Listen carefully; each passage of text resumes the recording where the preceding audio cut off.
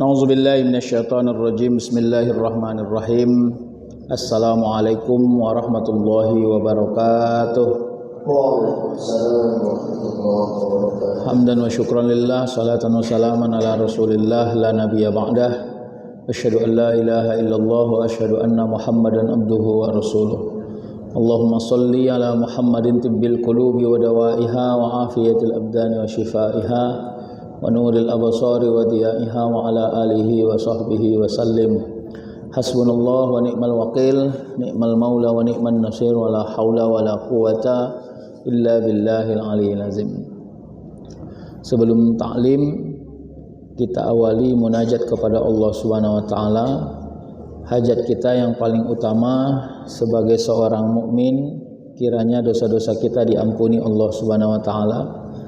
Diberikan Allah kemudahan, perlindungan dalam setiap perjalanan hidup kita. Dijauhkan Allah kita dari mara bahaya. Diberikan Allah kepada kita keturunan-keturunan yang mulia dan taat kepada Allah Subhanahu wa taala. Dan insya Allah kita semua adalah orang-orang yang husnul khatimah. Salawat dan salam kita hadiahkan kepada Rasulullah sallallahu alaihi wasallam. Mudah-mudahan kita tetap istiqomah menjadikan Rasulullah sebagai uswatun hasanah. Bapak Ibu yang dirahmati Allah, apapun yang Allah sampaikan dalam Al-Quran itu adalah bagian dari kehidupan kita. Ada hubungan dan jangan dianggap tidak punya hubungan. Jadi kalau Allah sebut zalikal kitabu la raiba fih hudal lil muttaqin, pada kitab itu ya, mulai dari Taurat, Zabur, Injil, Quran sampai kita sekarang, la raiba fih, tidak ada keraguan kepadanya. Pada apa manusia sering ragu? Manusia itu sering ragu pada saat yang terjadi atau yang disampaikan tidak sesuai dengan apa yang terjadi. Kira-kira saya ngantuk tapi yang dikasih makanan ya nggak ketemu. Kira-kira kan gini, kalau saya ngantuk maunya yang dikasih itu tempat tidur atau diizinkan saya tidur, atau saya lapar tapi yang dikasih waktu untuk tidur, makanannya nggak dikasih. Nah, itu dia. Jadi kelihatannya benturan kita kepada Quran itu selalunya begitu gitu ya. Misalnya apa problem yang sedang kita hadapi ini? Problem yang sedang kita hadapi ini adalah kesulitan finansial misalnya begitu ya. Tapi ayat Al-Quran yang kita baca tentang peperangan misalnya, ya nggak nyambung kira-kira gitu. Tapi kita lupa ya, peperangan itu kan simbol kehidupan. Betapa banyak orang yang perang secara fisik memang nggak ada dalam kehidupannya, tapi perang secara batin itu muncul ya. Ya, uang nggak banyak, selera lagi tinggi-tingginya, anak minta bayar SPP, minta bayar ini ya, kira-kira gitu. Pertarungan selera, peperangan yang terjadi. Makanya itu ada hadis, walaupun sedang banyak yang sudah menguji hadis itu ya. Katanya Rasul ngomong sama Abu Bakar dan kawan-kawan begitu selesai perang Uhud, perang yang termasuk perang yang paling besar yang dialami oleh Nabi Muhammad SAW. Rasul bilang, kita sudah selesai dari perang yang kecil dan kita sekarang sedang akan menghadapi perang yang besar. Para sahabat bingung, apalagi perang yang lebih besar, ini perang paling besar ini kira-kira gitu. Lalu disebut ya memerangi hawa nafsu kira-kira.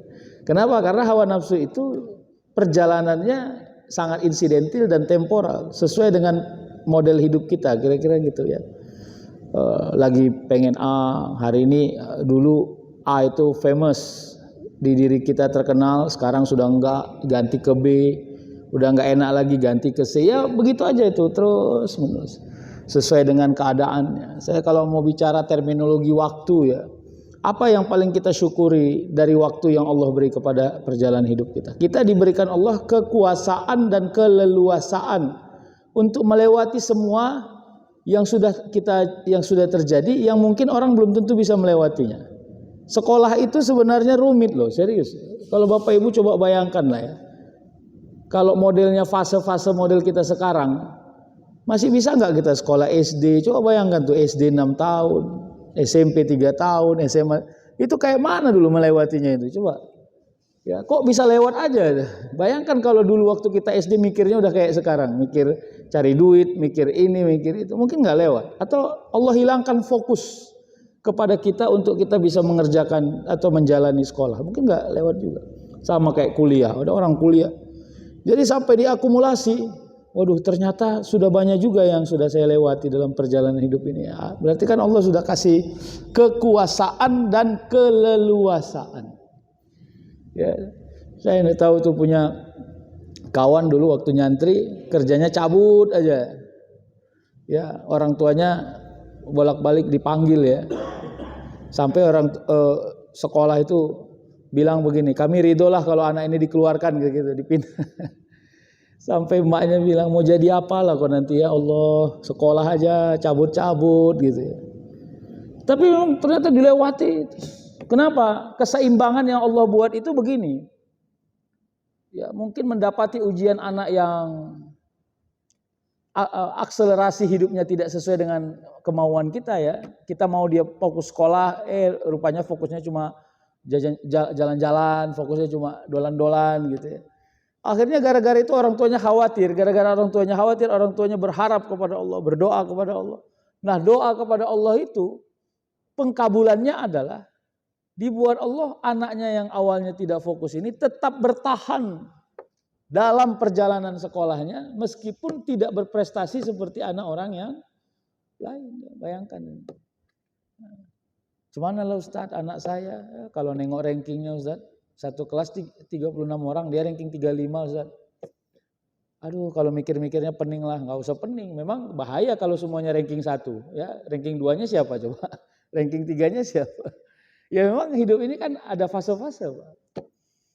Makanya hati-hati ya Pak. Ini saya mau ajak kita untuk mengkalkulasi atau menghitung-hitung dengan lebih rigid lah ya. Apakah kalau kita anggap hidup kita ini berjalan on the track ya. Pertanyaannya on the tracknya hidup kita ini sebab apa? Satu, sebab kualitas kita ansih, benar-benar karena itu kemampuan kita. Keseriusan kita sekolah, kemampuan keilmuan kita, kepintaran kita, kecerdasan kita.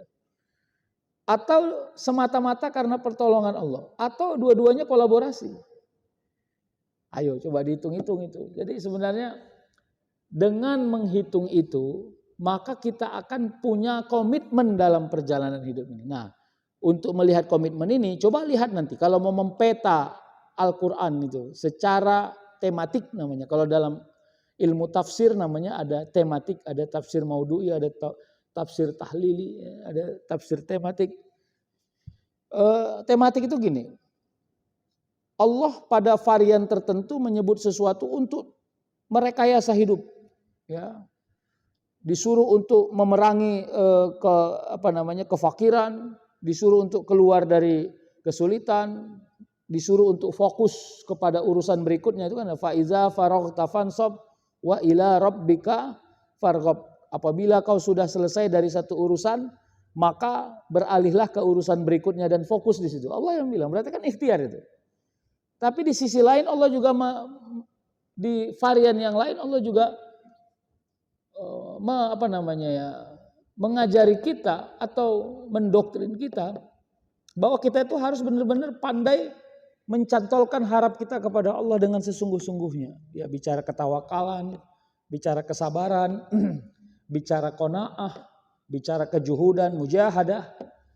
Nah, kalau dua ini kelihatan bentrok, pertanyaannya apa mungkin Allah membincang sesuatu yang tidak bersesuaian antara satu dan yang lain? Nggak mungkin. Ya, kira-kira kan begitu. Nih, mama sayang nggak sama awak? Kata anaknya, sayang. Yakin mama sayang sama awak? Yakin. Ya, kenapa kalau gitu mama suruh awak tidur? Kan awak masih kepengen main game. Nah, kan kira-kira gitu ya. Oh enggak, nah justru karena mama sayang lah maka mama suruh tidur, ini sudah kemalaman. Kalau mama sayang biarilah awak main game. Nah itu kan maunya adik aja main game. Tapi mau mama tentang hidup adik di masa mendatang itu bukan hanya tentang asik pada main game, tapi juga bisa menjalani hidup karena ke depan bukan hanya game aja kerjaan kita, kira-kira gitu. Jadi begitu berbenturan antara kita punya mau dengan apa yang Allah berikan kepada hidup kita, maka variabel yang dilihat itu adalah apa maunya Allah, bukan apa maunya kita. Karena kita ini tidak punya daya paksa apapun kepada apapun yang Allah mau. Kita nggak bisa memaksa apapun. Tapi kita bisa mengkondisikan, iya. Nah, lalu anak tadi, aduh, awak masih pengen main game mah, ini nanggung loh ini. Ini kalau dilanjutin setengah jam aja bisa menang nih, kira-kira gitu. Kalau masih maksa di model berpikir begitu, pasti perintah untuk tidur akan terasa terpaksa mengerjakannya. Makanya anak ini harus pandai mengganti model berpikir. Apa itu? Lihat realitas atau lihat kebutuhan. Oh iya ya, ini lagian udah jam 11 malam. Besok mau sekolah bangunnya jam 5 pagi. Jadi dibuat premis-premisnya. Apa alasan yang paling rasional kenapa Anda harus tidur meskipun Anda sedang asik-asiknya main game? 1, udah kecapean karena dari tadi pagi sampai sore sekolah. 2, sudah jam 11, besok subuh mau bangun. 3, disebut akhirnya kita legowo tidur itu. Meskipun anak tadi itu sedang meninggalkan rasa asiknya main game ini sama ini dunia ini. Nah, maka ayat-ayat tentang tauhid kepada Allah di dalam Al-Quran jangan dibenturkan dengan ayat-ayat yang seolah Allah menyuruh kita berusaha, merubah hidup kita, ya membantu orang. Itu kan bicara tentang produktivitas. Ayat-ayat produktivitas banyak sekali loh. Peperangan itu, ayat-ayat tentang peperangan itu ayat-ayat produktivitas. Ya, kapan itu defensif yang ofensif? Ya defensif yang ofensif itu ketika kita masuk dalam peperangan. Ya, samanya itu. Ada orang nanya, Ustadz gimana ya? Saya kerja, tapi bos saya kadang-kadang marah gitu. Mood swing, apa? Mood swing itu. Ya kadang-kadang moodnya bagus, kadang-kadang moodnya nggak bagus gitu ya. Lagi moodnya enak, ya kita enak. Lagi nggak enak, gimana? Apa saya keluar aja ya? Kalau Anda keluar, kira-kira Anda punya plan B nggak untuk menjalani hidup Anda? Secara ikhtiar nggak ada sih Ustadz. Ini gawat juga ini. Ya udah, maka Anda bertahan di plan A. Dengan cara menyiapkan imunitas, ya pahami kondisi, punya bos yang punya mood swing, yang moodnya berganti-ganti. Sambil kalau memang Anda sudah nggak tahan, cari plan C-nya. Ya siap-siap untuk cari pijakan berikutnya secara ikhtiar. Nah kira-kira gitu. Ya, sambil dia kerja, kadang-kadang bosnya lagi jutek, pening kepalanya, ya ketemu sama kawan. Di sana lagi ada buka pekerjaan nih. Mau nggak coba lah, terpikir dia coba. Itu plan C-nya. Udah dicoba, alhamdulillah. Ya ternyata nyantol, kira-kira gitu ya. Begitulah Allah jalankan hidup kita ini pelan-pelan dalam perjalanan hidup kita. Makanya Bapak Ibu, jangan pernah membentur diri kita dengan keadaan yang dulu pernah terjadi atau dengan harapan yang akan datang. Kalau itu yang mau kita bentur-benturkan, pasti nggak ketemu. Jadi kalau bilang, kalau kami dulu gitu, kalimat-kalimat itu kurang produktif itu sebenarnya. Kalau saya dulu gitu ya, ya memang dulu itu pada masanya bukan dulu, pada masanya ya saat itu gitu ya. Nah, hari ini juga setelah kita lewati, setelah besok datang, hari ini juga jadi dulu jadinya. Kenapa? Disitulah persentuhan waktu yang paling kuat itu. Nah, lalu apa komitmennya untuk itu? Nah, ini kita lihat Fussilat ayat 34. Nah itu yang saya katakan tadi di awal, Allah kalau ngomong sesuatu pasti punya linearitas, itu menjadi alat ukur ya. Apa kata Allah dalam Al-Quran? Bismillahirrahmanirrahim. Wala tastawil hasanatu walas sayyi'ah. Berarti Allah sedang mengajak kita untuk, kalau di sini ayatnya jangan kau samakan, tidaklah sama kebaikan itu dengan kejelekan itu, kejahatan itu. Gitu kata Allah. Berarti Allah sedang mengajak kita konsentrasi untuk melihat perilaku kita, tabiat kita, akses hidup kita, jahat atau baik. Karena Allah mengawali ayat ini, wala tastawil hasanatu walas sayyi'ah. Tidaklah sama kebaikan dengan kejahatan kata Allah. Ya, itu dalam Fussilat ayat 34 Allah sebut. Kenapa Allah berkata? Lalu kata Allah, idfa billati hiya ahsan. Maka tolaklah kejahatan itu dengan perilaku yang lebih baik. Apa itu? Ya bicara tentang internalistik aja dulu. Gak usah bicara tentang perlakuan orang ke kita. Kadang-kadang perlakuan kita ke diri kita aja kadang-kadang ada benturannya. Ya. Awak tahu udah mau demam, udah mau flu. Ya, sebab flu itu es. Tapi selera kali minum es. Sudah tersugesti ini, kalau saya minum es maka jadi nih flu. Yaitu idfa billati hiya ahsan. Kadang-kadang kita aja nggak selesai dengan diri kita sendiri itu. Nah, ini masalah. Sama kayak selera-selera yang saya sampaikan tadi. Hati-hati, yang membuat hidup kita sering rumit itu bukan kemampuan kita yang tidak kuat. Tapi kadang-kadang selera kita yang jauh lebih tinggi dari kemampuan yang kita miliki, itu aja sebenarnya.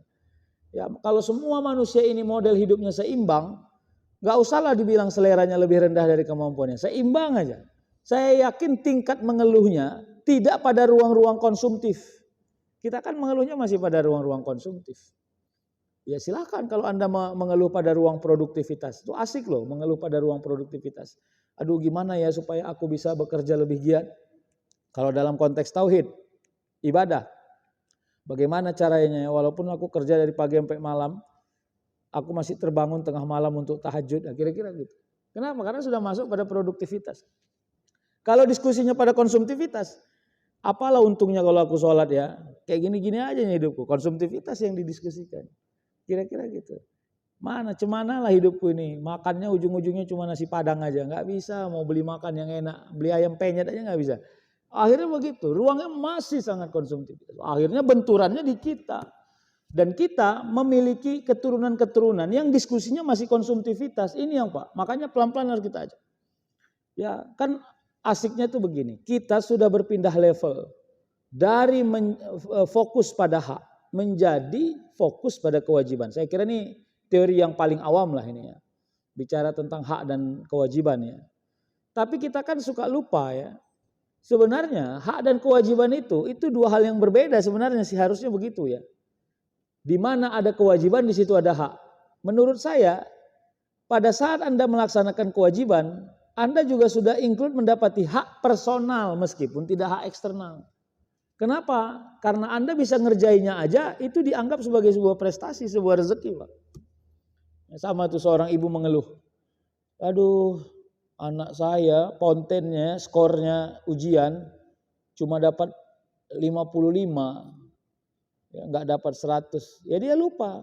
Anak Anda ujian dapat skor 55, tidak 100. Berarti anak Anda sudah menyelesaikan 55% soal yang benar dari 100%.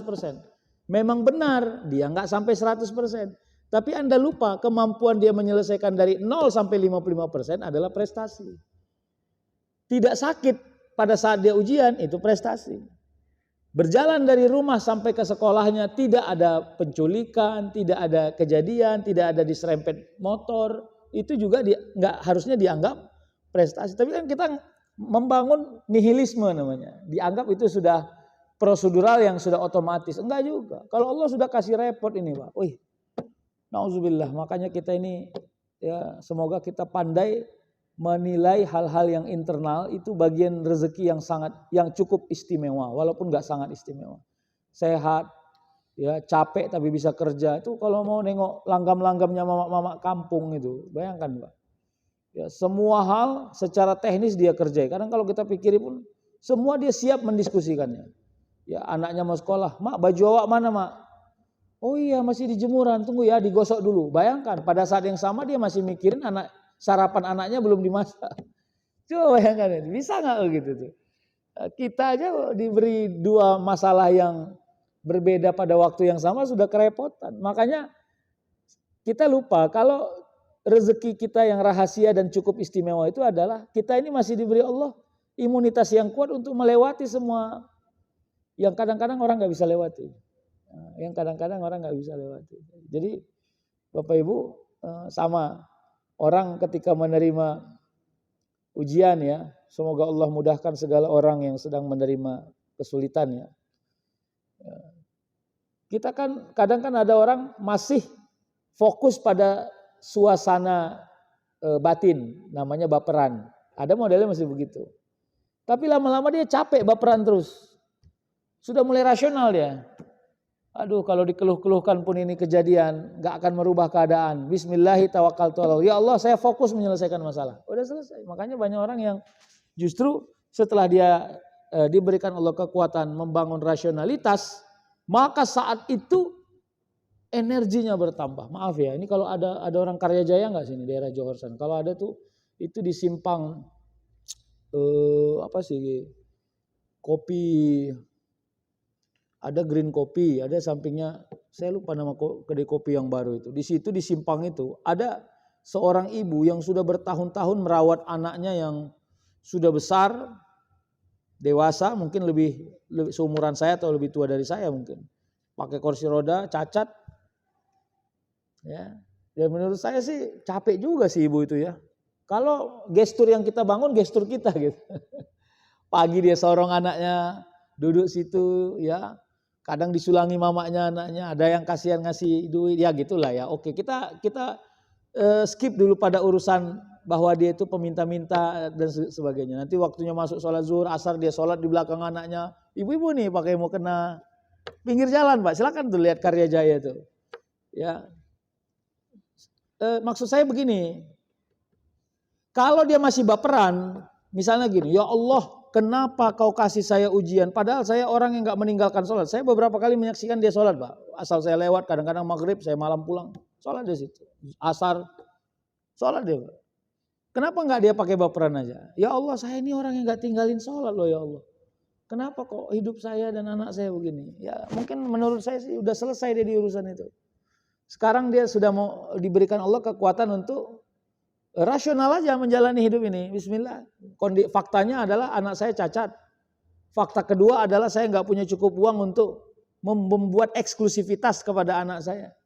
Fakta ketiga, ya sampai akhirnya banyak orang berdamai dengan keadaan hidupnya dengan rahasia. Ya sama orang dengan penyakitnya ini kan namanya fikih penyakit.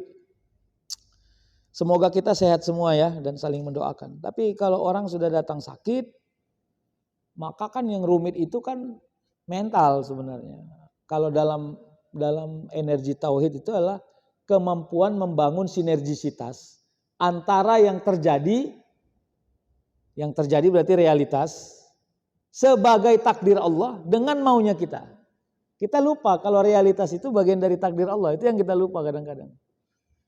Tapi kan kadang-kadang kita feedbacknya banyak sekali. Apanya? Callbacknya. Kalaulah dulu aku nggak A, nggak B, nggak C, ya benar itu. Itu namanya muhasabah. Silahkan Anda hisab diri Anda sendiri. Tapi Anda jangan lupa bahwa realitas sudah terjadi. Nah kalau realitasnya terjadi, sedang terjadi, pertanyaannya Anda mau ngapain? Kira-kira gitu. Nah disinilah sebenarnya kekuatan keimanan menjadi pelindung manusia untuk menjalani hidupnya. Ya. Bapak Ibu yang dirahmati Allah, maka pada ayat ini kata Allah, tidaklah sama perbuatan baik dengan perbuatan yang jelek. Walas sayyi'ah. Makanya tolong Anda pisahkan dalam diri Anda. Secara internal maupun eksternal. Makanya nanti kalau dalam fikih etik, itu selalu dibilang tuh. Ya, apa kemampuan bertahan yang paling etis bagi seseorang yang sedang mengalami perlakuan yang tidak baik ya, body shaming dan seterusnya, adalah kemampuan meyakinkan diri bahwa dengan melawan itu tidak akan pernah menambah kebaikan. Nah, itu kan. Tapi kan dianggap itu defensif. Ah, ini ajaran Islam ini lemah kali ini. Nyuruhnya bertahan aja, kira-kira gitu. Tapi kita lupa loh. Berapa banyak itu strategi pemain bola justru bertahan itu, tapi serangan baliknya itu justru mematikan. Ya bagaimana? Karena banyak orang justru capek menghina kita karena kita tidak punya niatan untuk membalas. Akhirnya dia capek sendiri gitu ya. Ya udahlah. Ini orang diejek-ejek pun selu aja dia. Kan? Akhirnya baperan dia jadinya. Gak enak ini sama anak ini. Enaknya kan kalau diejek dibalas gitu. Ini kok diam aja dia, gak asik nih kira-kira gitu. Nah makanya kata Allah, wala tastawil hasanatu walas sayyi'ah. Lalu idfa' billati hiya ahsan. Maka Anda harus pandai punya kekuatan untuk menolak yang jahat itu pada perilaku yang baik. Fa izal ladzi bainaka wa bainahu adawatun ka'annahu waliyyun hamim. Lalu kata Allah, ya, dengan perilaku sehingga dengan perilaku yang baik tadi, karena Anda sedang menolak kejahatan tadi, sehingga orang yang ada permusuhan denganmu serta merta akan menjadi seperti teman yang baik. Ini maka konteksnya nanti adalah ukhuwah, konteksnya ini nanti adalah akses sosial, konteksnya ini nanti adalah hal-hal yang eksternal, yang sebenarnya apa ya? Kenapa ada orang bermusuhan? Jawabannya karena cara pandangnya berbeda, cuma itu doang. Makanya kalau saya disuruh bicara fikih parenting gitu ya, salah satu energi parenting yang paling tauhidi menurut saya adalah ya kalau Anda menikah berarti definisi menikah itu adalah Anda siap bertengkar bolak-balik, siap punya pemahaman yang berbeda bolak-balik, ya siap punya gestur kehidupan yang berbeda bolak-balik. Kenapa? Karena Anda menikah kepada orang yang Anda nggak tahu kapan berpisahnya. Itu ibadah yang paling lama. Ya, ibadah yang paling lama. Maka kalau bertengkarnya bolak-balik, cara pandang berpikir dan berpikirnya berbeda juga secara bolak-balik, pertanyaannya apa yang membuat bertahan? Yang membuat bertahan itu ridho Allah. Disitulah namanya perkawinan yang misaqon golizo. Ya kalau mau diekspresikan sakinah mawaddah warahmah itu ya terminologinya itu. Udah capek dia merepeti bininya atau merepeti suaminya. Dalam hatinya udahlah capek kali aku sama kau. Kayaknya cocoknya pisah aja lah kita. Kira-kira gitu kan. Ya ini 5-10 menit. Ini masih dalam hatinya nih, belum diomongin nih. Kalau diomongin bisa jatuh talak gitu. Ya. Tapi pelan-pelan ya. Seperti terimbangi aja gitu. Ya kalau masih ada nih bagus Bapak Ibu. Pertahankan ini. Terimbangi aja rasa kemarahan kita itu dengan ya seperti flashback. Ingat kita dulu waktu anaknya sakit, istri kita bagus membolo-bolo ya menyelesaikan ya, ada masalah ikut sabarnya. Akhirnya lama-lama redam sendiri. Dan saya yakin itu berulang-ulang ada di kita. Kenapa itu masih bisa bertahan? Menurut saya benar-benar bukan kita punya kuat, bukan kita punya kemampuan, enggak. Karena Allah ridho. Maka keridhaan Allah itu bangunannya apa? Taat, nggak ada yang lain. Itulah kenapa disebut dengan rahmah dalam perkawinan. Sakinah, mawaddah, warahmah. Apa perkawinan yang rahmah itu? Perkawinan yang rahmah itu adalah perkawinan yang ekspektasinya bukan hanya tentang selera dan syahwat nafsu manusiawi, bukan. Tapi juga ingin lebih baik di hadapan Allah karena kita sudah menghalalkan sesuatu yang sebelumnya haram. Baik secara hubungan suami istri maupun secara akselerasi ya pertemuan, kebersamaan ya. Itulah. Jadi dalam bab ilmu waris itu kan disebut itu. Satu-satunya hubungan waris yang paling unik itu ya adalah suami mendapati hak waris dari istrinya kalau istrinya duluan meninggal, istri mendapati hak waris dari suaminya kalau suaminya duluan meninggal. Padahal mereka nggak pernah punya hubungan darah. Itu lucu juga itu, Pak. Ya. Padahal mereka nggak pernah punya hubungan darah itu ya. Jadi satu-satunya akses membuat orang saling waris mewarisi sebab hubungan darah tanpa hubungan darah yaitu perkawinan. Ya, perkawinan. Makanya ada namanya zaus, ada namanya zauza. Sebaliknya, hubungan darah bisa justru juga tidak mendapatkan waris. Kalau apa? Kalau antara satu dan yang lain sudah berbeda agama. Namanya waqtilafuddin, berbeda agama ya. Jadi kalau ada anak tiba-tiba pindah agama lalu meninggal ayahnya, apakah anak itu mendapat waris ayahnya? Enggak dapat. Kenapa? Karena secara otomatis begitu dia berpindah agama, maka berhentilah pula hak warisnya kepada dirinya. Nah, terakhir Bapak Ibu, habis ini kita tanya jawab jika ada. Akumulasi inilah yang mau kita membangun sentralisasinya ada. Apa sentralisasinya? Sentralisasinya itu ya taat kepada Allah. Ya Allah, saya hari ini bersedekah. Sebenarnya kalau dihitung-hitung kebutuhan saya banyak dan saya punya alasan untuk tidak bersedekah hari ini. Tapi saya takut juga sudah 3 bulan ini saya nggak pernah sedekah. Maka beri saya kekuatan ya Allah. Saya sedekah ini mungkin keikhlasan saya masih belum sempurna. Tapi karena ketaatan saya kepada Engkau saya bersedekah. Bismillahi tawakkaltu Allah. Itu kan berarti ada sentral yang mau dituju. Kalau kebaikan bukan menjadi indikator karena kita bukan orang baik misalnya atau kita tidak sebaik orang banyak, kalau kedermawanan bukan jadi indikator untuk kita bersedekah, maka indikator terakhir tapi yang paling primer adalah karena ini perintah Allah Subhanahu. Itulah sentralnya. Ya, dan hati-hati kalau kita nggak ketemu ke sentralnya, ini bahaya juga ini. Berapa banyak orang sedekah yang sombong ya. Kalau sholat itu malah disebut riya loh ya. Fawailul lil musallin allazina hum an sholatihim sahun allazina hum yura'un riya wa yamna'unal ma'un. Itu bahaya juga itu sebenarnya. Aturannya nggak mungkin ada orang sholat ria, itu nggak mungkin. Kenapa? Karena sholat ini tidak komersil, bukan sesuatu yang menghasilkan duit. Orang itu ria kan kalau menghasilkan duit. Misalnya gini, saya habis sholat dapat 100 juta, terus saya ange-ange kawan saya. Gimana? Kalian sholat dapat berapa? Tapi kan sholat nggak dapat apa-apa secara komersil. Tapi kenapa disebut yura'un? Mereka lah orang-orang yang lalai itu adalah mereka yang orang-orang yang sholatnya ria dalam akses hidupnya. Ya dia merasa nyaman dalam ketaatannya, sehingga kenyamanan dalam ketaatan itu membuat dirinya ya tidak takut pada hukuman Allah pada dosa yang dia lakukan. Itulah keriaannya. Ya, jadi kira-kira dia ngomong gini, alah hamannya nih, mana ada manusia yang nggak buat dosa, yang gini-gini aja masa nggak diampuni Allah. Itu sepele dia. Ya kenapa? Karena dia merasa dia orang yang nggak pernah tinggal sholat, orang yang bersedekah. Nah, itu yang bahaya itu dalam perjalanan. Nah, itulah penutup ya Bapak Ibu. Nah, ini kekuatan dalam perjalanan kita. Semoga Allah memberikan kekuatan kepada kita. Kita mendoakan saudara-saudara kita, mungkin kita, keluarga kita, orang-orang terdekat kita, bila sedang mengalami kesulitan, musibah, Allah beri kemudahan. Bila mengalami penyakit, sakit, Allah beri kesembuhan dan kesehatan. Nah, ini ikhtiar, berdoa namanya. Kita berikhtiar melalui doa supaya Allah memberikan jalan kepada kita menjadi orang baik. Fa'tabiru ya ulil albab. Silahkan kalau ada tanya jawab. Wassalamualaikum warahmatullahi wabarakatuh. Waalaikumsalam warahmatullahi wabarakatuh. Ya, dan persilakan kepada Bapak Ibu jemaah sekalian bagi yang mau bertanya seputar yang disampaikan, kami persilakan.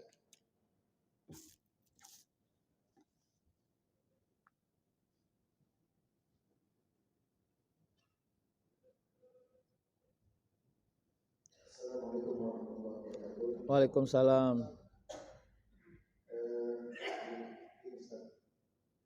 Ada dua pertanyaan. Yang pertama, mungkin ada dua konteks. Iya. Manusia itu kan kalau yang sepengetahuan kan rezeki itu adalah semua yang kita terima. Semua yang terima itu adalah rezeki. Terusnya seseorang yang sudah katakan yang orang itu meninggal, manakala rezekinya sudah habis. Ya. Maka dia langsung meninggal. Sampai orangnya atas air minum sekian liter sampai sedetik itu. Dan yang dia sekian kubik. Ya. Maka meninggal. Seterusnya kita akan berpindah ke alam barzakh dan seterusnya alam seterusnya. Ini Allahnya masih tertahan, masih tertahan juga. Dalam Al-Quran surah Al-Imran ayat 169 Allah berfirman, "La tahsabanna allazina qutilu fi sabilillahi amwat bal ahya."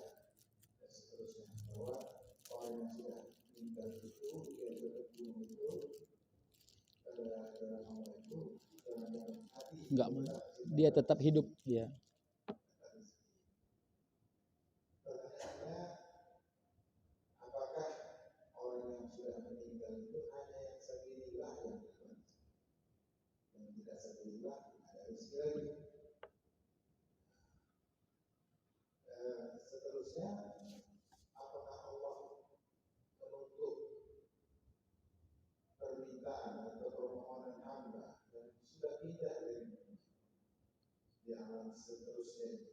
Apakah masih ada permohonan hamba yang permohonan mungkin bisa, tapi apakah masih dikabulkan? Maksudnya orang yang sudah meninggal ini, apakah masih, karena kita juga ada dari Rasulullah sendiri masih diberikan Allah kesempatan untuk bermohon. Salah satunya mungkin segera menyelenggarakan hisab dari hisab yang biasa. Tapi hanya Rasulullah khususnya orang manusia lain tidak punya lagi bisa permohonan. Tinggal katakan mengambil atau mengambil manfaat dari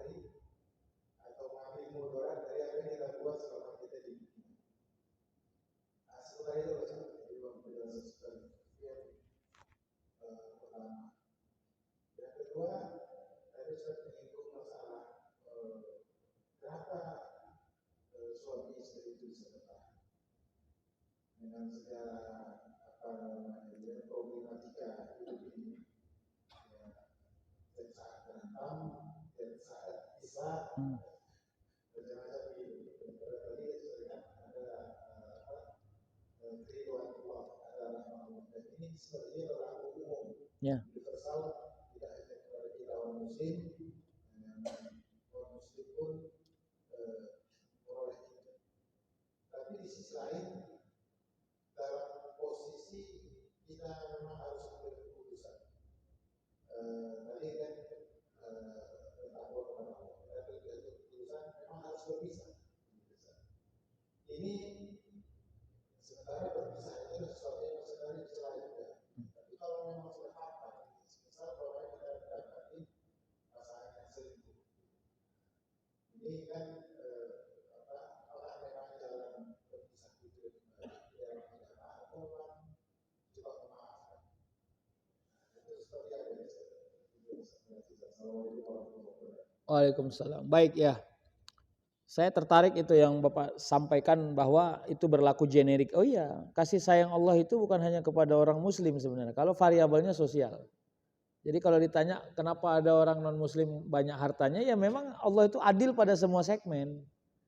Tapi yang membedakan itu kan Allah sebut sendiri yang sebut atqakum ya, inna akramakum indallahi atqakum. Sesungguhnya yang paling mulia di sisi Allah itu adalah pertama yang percaya Allah itu Tuhan, yang kedua yang bertauhid kepada Allah, yang ketiga ya yang mengakselerasi semua perjalanan hidupnya sebagai orang yang bertakwa. Itu akumulasi dari takwa itu.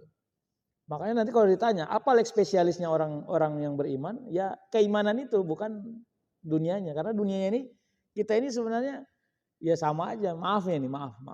Misalnya kalau ada orang Syiah pun misalnya pindah agama, apakah habis rezeki dunia? Enggak, karena semuanya sudah normal aja. Nah, kita mulai dari nomor 2 itu ya. Ya, saya memang agak rumit membilangnya kalau secara hakikat bahwa ada tingkat controlling takdir itu benar-benar nggak ada di kita.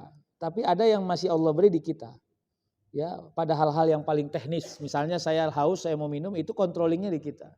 Meskipun hausnya itu, apakah minum ini membuat saya sehat, membuat saya hilang haus, itu sebenarnya udah nggak kemampuan kita lagi tuh. Kita berapa banyak orang yang menurut dia satu ini hilang rasa haus, tapi enggak juga gitu. Ya, bisa jadi harus minum lagi ya, atau tidak hilang rasa hausnya. Atau yang paling menarik lagi tuh, ya kalau Bapak Ibu mungkin sudah pernah haji atau umroh itu toh, dia bawa cuma tempat minum segini untuk kalau haji itu yang paling menarik mau melontar jumroh. Melontar jumroh kan kalau versinya Indonesia mana ada yang 3 kilo. Itu di atas 3 kilo semua itu, 5 kilo, 7 kilo. Ya dia bawa air segini. Harusnya ya air itu 5 kali segitu yang dia bawa. Tapi itu diberi Allah keridhaan kepada dirinya, seteguk aja membuat dia itu punya kekuatan balik untuk jalan sampai 1/2 kilo gitu. Itu menurut saya unik juga itu. Ya. Makanya secara hakikat keridhaan Allah itu menjadi satu keadaan yang nggak bisa dipisahkan dari semua hal. Jadi controllingnya perkawinan itu ada di Allah. Makanya, tapi boleh nggak kita menceritakan hal yang pasrah? Cemana lah sudah takdir Allah, kami harus berpisah, makanya kami berpisah. Nggak boleh, Pak. Ya tapi kalau kita anggap bahwa itu masih bisa diperbaiki, misalnya gini ya, kalau udah pakai kalimat sebenarnya, saya kalau memediasi orang-orang yang sedang punya masalah itu selalu gitu. Saya kadang-kadang pancing itu orang untuk dia menceritakan sebenarnya gitu ya. Kira-kira sebenarnya ada berapa gitu? Sebenarnya suami ibu jahat nggak ya? Sebenarnya sih nggak jahat dia Ustadz. Ini kalau mau cerita ya Ustadz, dulu waktu anak saya sakit Ustadz, dia loh. Berarti kan banyak yang sebenarnya. Banyak. Lah, akhirnya saya bilang kalau sebenarnya yang baik-baik masih banyak, yakin ibu mau pisah. Nah, mulailah dia agak oyong-oyong sedikit kan, mulai dia bingung dia gitu ya. Tapi kalau memang sebenarnya yang baik-baik tadi sudah nggak punya cantolan lagi, meskipun dia Ustadz baik, tapi saya sudah azam Ustadz. Ya, main tangan dia itu nggak bisa saya tolerir misalnya. Itu pernah ada yang begitu, nggak saya tolerir Ustadz. Ya, mungkin dia baik untuk orang baik yang lain. Ya, saya nggak sanggup. Udah selesai, berarti secara hakikat takdirnya berhenti di situ. Nah, yang nggak boleh itu kan gitu. Kemarin kan sempat tuh ada artis yang mau cerai sama suaminya yang masih seumur jagung perkawinannya itu, yang gara-gara suaminya suka nonton film Cina itu. Nengok orang bapak-bapak nggak ahli gosip ya kayaknya ya. Ya, saya juga tahu ini karena ngasih pengajian di ibu-ibu pengajiannya nanya. Ya akhirnya saya browsing-browsing juga. Itu artisnya orang Medan loh itu katanya. Jadi kenapa mau cerai? Ya saya cemburu, masa suami saya lebih suka nonton film Cina dibanding bersama. Ya maksud saya nggak sesederhana itu toh, kira-kira gitu ya. Ya walaupun ada yang nyebut itu supaya naikkan nama ya, namanya artis.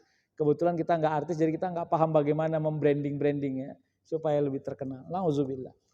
Jadi ya kalau memang sudah waktunya pisah selesai. Samanya itu ramalan secara tauhid tentang Fir'aun dengan istrinya Asiyah. Asiyah itu sudah punya alasan yang sempurna untuk berpisah dengan Fir'aun. Tapi mungkin dalam takdir Allah nggak ada perpisahan di antara mereka. Ya, nggak ada, itu yang disebut makanya jodoh, maut, rezeki kan disebut. Itu adalah kodonya Allah yang nggak bisa ditukar-tukar oleh manusia gitu.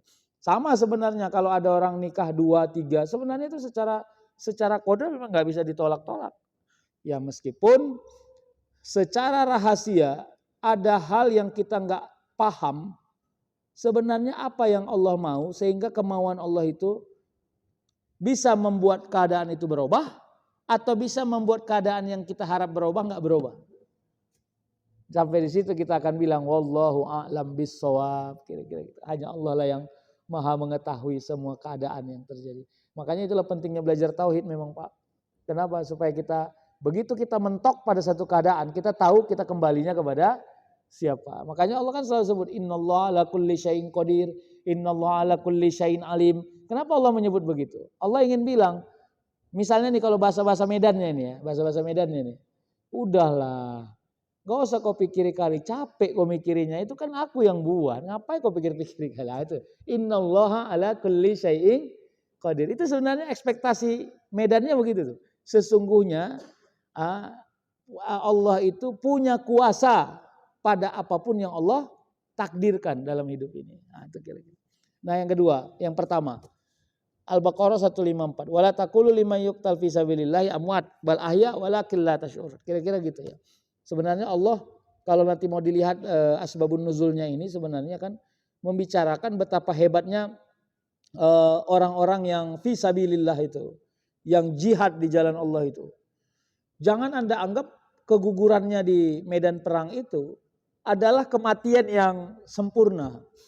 Tidak kematian yang sempurna. Mereka itu diberikan Allah leg spesialis sejak alam dunia sampai alam akhirat. Alam dunia apa? Itu makanya dalam terminologi tauhid selalu disebut belajar akidah dulu ya. Ada syahid dunia, ada syahid akhirat. Syahid dunia itu siapa? Itu termasuk syahid dunia akhirat ada juga, itu termasuk mujahid fisabilillah. Ya, syahid dunia itu siapa? Itu termasuk perempuan yang melahirkan lalu dia meninggal dalam ketika dia melahirkan. Syahid dunia itu berarti konteksnya dalam kitab itu katanya tidak mendapat siksaan alam kubur, tapi tetap dia mendapati hisab. Nah, leg spesialisnya mujahid itu ya dalam satu hal disebut karena Rasul juga mendoakan mereka menjadi ahli surga dan Allah menjadikan mereka ahli surga, maka mereka seharusnya mereka nggak dapat hisab seperti layaknya hisab kita ini orang-orang. Makanya dulu kenapa ya? Tapi kan ini harus pakai tauhid ini. Kalau nggak pakai tauhid memang payah. Kenapa dulu? Waktu di beberapa peperangan tertentu, Nabi Muhammad itu cross check ulang siapa yang mau ikut ke medan perang. Termasuk yang di-delete Nabi Muhammad itu adalah seorang anak muda yang masih punya orang tua. Lalu anak muda itu komplain sama Nabi Muhammad. Kenapa? Aturannya aku lebih strong. Terus dia bilang, belum selesai pengabdianmu kepada ayah dan ibumu. Kira-kira begitu ya. Sehingga akhirnya kalau orang-orang pada zaman Nabi itu dilibatkan ke medan perang, wah itu girohnya tinggi betul itu. Karena yang mereka yakini secara tauhid, itu di underline. Bahwa kematian mereka di medan perang, apalagi perang itu konteksnya adalah membela agama dan menegakkan agama Allah, itu hadiahnya lewat Pak, pakai jalur khusus sampai kepada surga, kira-kira begitu. Inilah mungkin yang saya pahami ya. Bal ahya kata Allah ya. Ya, jangan kamu mengatakan kepada orang yang sabilillah itu gugur di jalan Allah itu mereka itu mati, enggak. Bahkan mereka masih hidup. Nah, apakah mereka bisa meminta kepada Allah dan seterusnya? Saya tidak mendapati itu secara detail, tapi yang saya tahu mereka itu dihilangkan Allah kesulitan melewati yaumil hisabnya. Itu yang saya pahami. Nah, waktu itu makanya ini yang menjadi cukup menarik ya. Termasuk perang Uhud itu kan terjadi 2 kali. Perang Uhud 1 kalah, perang Uhud 2 menang, kira-kira gitu ya. Dalam versi yang besar. Begitu menjelang ke perang Uhud, ya, Nabi Muhammad itu dan para sahabat-sahabat yang ikut peperangan itu kan gembira karena apa? Harta ghanimah itu sekali perang bisa menghidupi semua mujahid-mujahid. Makanya harta ghanimah itu dulu, harta rampasan perang itu dulu rawan diselewengkan. Itu makanya berapa banyak ini dalam Al-Quran cerita tentang harta ghanimah. Sehingga akhirnya apa? Nabi Muhammad memverifikasi ulang ketika mau masuk di perang Uhud itu tidak semua orang bisa ikut. Apalagi ya Umar bin Khattab semacam punya kekhawatiran gitu. Ini di antara pasukan kita ini ada juga yang munafik. Ya, munafik. Kenapa begitu udah main perang kok kelihatan pasukan kita sedikit gitu. Meskipun pasukan non-muslim itu kelihatan banyak di mata orang-orang non-muslim itu. Itu yang disebut bahwa malaikat secara tauhid ya, malaikat itu ikut menjadi tentara-tentaranya Allah Subhanahu wa taala. Maka dibuatlah indikator oleh Umar. Apa kata Umar? Kita tengok baju perang siapa yang paling bersih. Ya, itu berarti indikatornya seorang munafik. Mungkin kalau model-model berpikir kita begitu main dia berondok di bawah batu gitu ya. Atau pura-pura mati dia. Gitu, karena orang takut mati. Sampai begitulah hebat. Makanya disebut Umar bin Khattab itu ahli strategi. Kenapa? Karena enggak semua yang dipikirkan oleh ya mungkin para sahabat yang lain bisa tidak semua yang dipikirkan Umar bisa dipikirkan oleh sahabat yang dalam strategi politik, sosial dan peperangan. Sehingga akhirnya Nabi Muhammad dalam beberapa khutbah-khutbah kecil dia sampaikan tuh di antara peperangan. Tidaklah Allah yang memberi balasan kepada kesempurnaan jihad kita ini selain dari kebalasan yang kuat gitu-gitu untuk mengintervensi bahwa jangan Anda digurui oleh kemunafikan Anda. Kalau digurui oleh kemunafikan ya maka rasa takutnya muncul, khawatirnya muncul gitu-gitu. Nah gitu. Makanya saya kadang-kadang berandai-andai, Pak. Syukur juga ya. Ini dalam konteks awam ini, dalam konteks awam. Dalam konteks manusia awam. Bayangkan kalau kita itu berada di fase jihad. Waduh. Awak mau pergi tugas saja keluar kota seminggu uring-uringan tuh, nggak jumpa sama istri sama anak. Ini pergi ke medan perang, ukurannya hidup atau mati. Bukan pulang, aku nggak pulang. Makanya saya kadang-kadang mikir kayak mana ya suasana batinnya para mujahid dulu itu kok kelihatannya sederhana aja pada urusan-urusan yang nggak sederhana. Gitu ya. Fa'tabiru ya Allah. Saya cuma bisa jawab itu, Pak. Izin, Pak. Baik, ada lagi habis?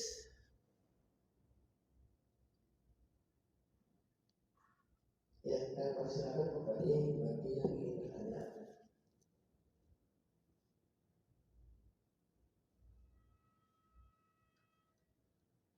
Mungkin cukup Ustaz mohon doanya. Ya. Terima kasih, semoga Allah memberi perlindungan kepada kita semua. Nauzubillahi minasyaitonirrajim. Bismillahirrahmanirrahim. Alhamdulillahirabbil alamin. Wassalatu wassalamu ala asyrofil anbiya'i wal mursalin wa ala alihi wa sahbihi ajma'in. Rabbana zalamna anfusana wa illam taghfir lana wa tarhamna lanakunanna minal khasirin. Allahumma ighfir lana dzunubana wa liwalidayna warhamhuma kama rabbayana shaghira. Wa li jami'il mu'minina wal mu'minat wal muslimina wal muslimat al ahya'i minhum wal amwat.